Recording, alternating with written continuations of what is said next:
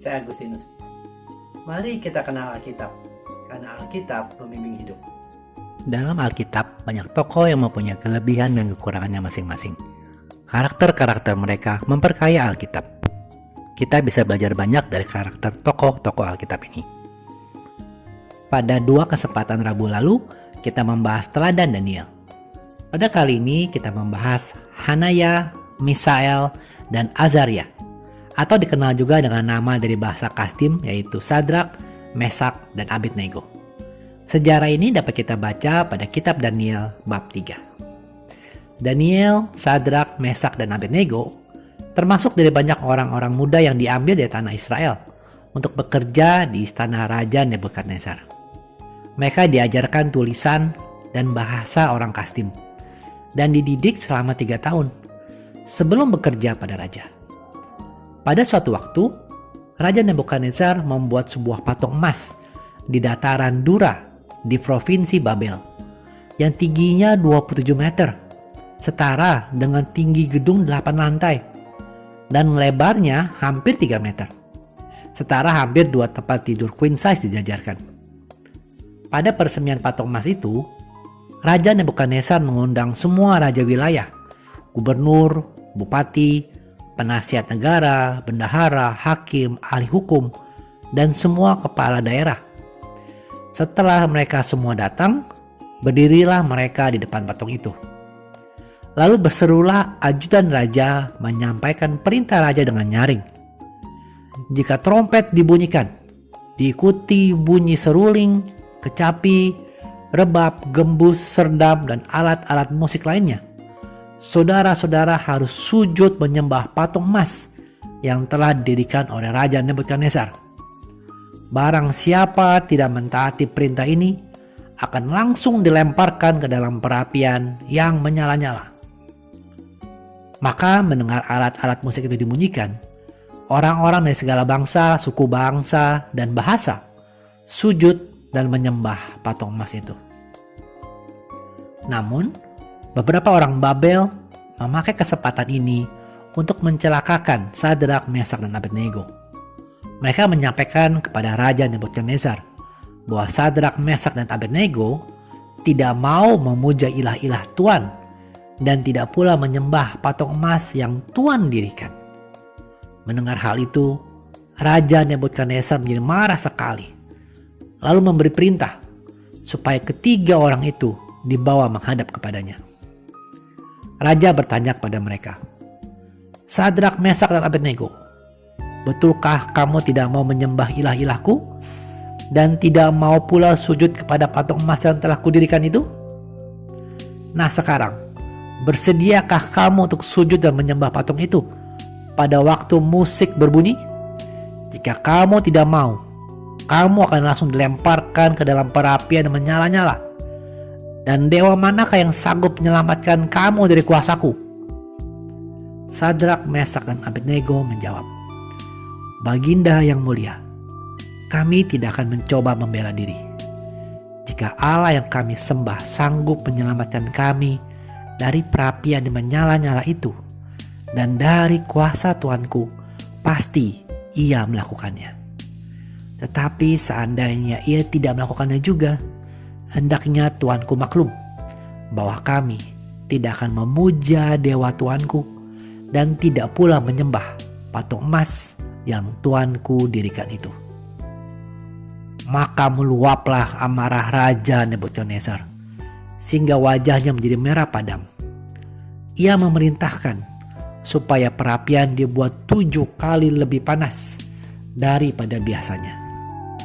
Karena perintah raja, perapian itu telah dipanaskan dengan luar biasa sehingga nyala api membakar mati orang-orang yang mengangkat Sadrak, Mesak, dan Abednego ke dekat perapian. Tiba-tiba Raja Nebukadnezar sangat terkejut. Ia bangkit dengan cepat dan berseru kepada para pegawainya, Bukankah kita tadi mengikat 3 orang dan melemparkan mereka ke dalam api itu? Mereka menjawab, Memang benar tuanku. Sahut raja, Tetapi mengapa kulihat 4 orang berjalan-jalan di tengah-tengah api itu? Mereka tidak terikat dan sama sekali tidak apa-apa. dan yang keempat itu rupanya seperti dewa. Lalu Nebukadnezar mendekati pintu perapian itu dan berseru, "Sadrak, Mesak, dan Abednego, hamba-hamba Allah yang maha tinggi, keluarlah dari perapian itu." Maka keluarlah mereka. Semua wakil raja, para gubernur, bupati, dan pegawai-pegawai lainnya yang mengelilingi ketiga orang itu melihat bahwa mereka sama sekali tidak disentuh oleh api.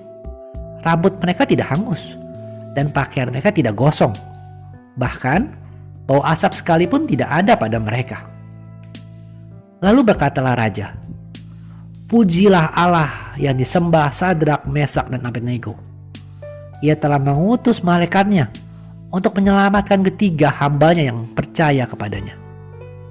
Mereka pun telah mendengar perintahku dan lebih suka mati daripada menyembah atau memuja dewa manapun kecuali Allah mereka sendiri. Sebab itu, aku memerintahkan ke bawah setiap orang dari bangsa, suku, bangsa, atau bahasa manapun yang mengucapkan penghinaan terhadap Allah yang disembah Sadrak, Mesak, dan Abednego akan dipotong-potong dan rumahnya akan dirobohkan dan dijadikan timbunan puing. Sebab tidak ada dewa yang dapat melakukan apa yang telah dilakukan Allah itu." Setelah itu, raja menaikkan pangkat Sadrak, Mesak, dan Abednego sehingga mereka menjadi pejabat-pejabat tinggi di provinsi Babel. Teman-teman, serupa dengan kejadian Daniel yang masuk ke gua singa di kitab Daniel bab 6.